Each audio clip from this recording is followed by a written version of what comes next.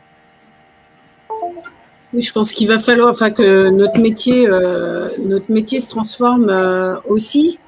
Et c'est une question, effectivement, une question importante. On n'a pas la réponse aujourd'hui. Ce qui est clair, c'est que on va devoir transformer notre métier. En effet, alors télétravail 100%, je ne sais pas, mais pour beaucoup d'entreprises, en effet, plus de télétravail. Nous, dans notre métier, bon, ça concerne peu de collaborateurs, encore une fois, et ceux qui étaient connectés, ça nous a finalement rapprochés grâce au digital. Hein. Anne-Sophie le disait, pas de digital sans communication, en effet, mais le digital était au service là de la communication. Donc finalement, je vais dire pour nous, c'est pas vraiment un sujet dans mon secteur, mais ça va l'être pour tout métier de DIRCOM aujourd'hui et demain très vite. Merci Pénélope. Il nous reste 2 minutes. Peut-être que l'auditoire, en tout cas, a peut-être envie de poser des questions. Je rappelle qu'il y a donc un chat, oui, un chat où on peut poser des questions, à nous d'y répondre. Laurence est en train de taper. J'espère qu'il y a merci pour cet échange. Bonne journée. Bon, bah alors ce n'est point une question. On va faire la conclusion. Peut-être oui, la conclusion rapide. Vous la voyez apparaître à l'écran. J'ai essayé de la brosser à grands traits. Grosso modo, qu'on a vu donc des contenus plus nombreux qui racontent des preuves et des engagements, qui abandonnent les cibles uniques. En tout cas, effectivement, on disait que la com se fait de plus en plus globale, les messages aussi. On a vu apparaître des formats nouveaux, décentralisés, moins formels. Les relations avec la presse ont été intensifiées, plutôt sous le signe de la sobriété. Des publics internes qui ont occupé beaucoup le devant de la scène, et puis une communication aux avant-postes de l'entreprise qui a été donc plus incarnée, plus humanisée. Voilà peut-être les grandes leçons de cette étude. Ce qu'on peut dire aussi, c'est que peut-être dans les mois qui viennent, les professionnels vont devoir encore gagner en conviction sur leur business model, sur leur entreprise, son utilité, ses contributions. On le disait, les DIRCOM vont devoir être des miradors 24/24 qui veillent à tout pour un écosystème de plus en plus large d'opinion et de prise de parole. Et puis la com va se faire de plus en plus globale, voilà, jouer probablement entre la dictature de l'urgence et les réflexions de long terme. Peut-être, voilà, à grands traits, ce qu'on peut dire sur les conclusions. Et un mot de conclusion, Pénélope, Anne-Sophie, Laurent. Vous remercier d'avoir organisé l'échange. Merci à vous d'avoir bien voulu nous accompagner. Laurent, merci beaucoup. Merci à vous et très heureux merci beaucoup. À cela. Bonne journée. Merci, bonne journée à tous. L'organisation de tout. Il y avait peut-être un petit mot sur le. Oui, ce que je voulais vous dire, c'est qu'on va éditer donc à la suite après la série le talk. On va éditer un petit livret de Vademecum qui va s'appeler DIRCOM confiné le Vademecum, com qu'on vous enverra, qu'on enverra à tous les participants et notamment. Et voilà, il y a nos clients. Martina, peut-être un petit mot sur Comment ou... Oui, bonjour à toutes et à tous. Je me permets, merci déjà pour cet échange et pour votre temps. Je vais vous partager juste...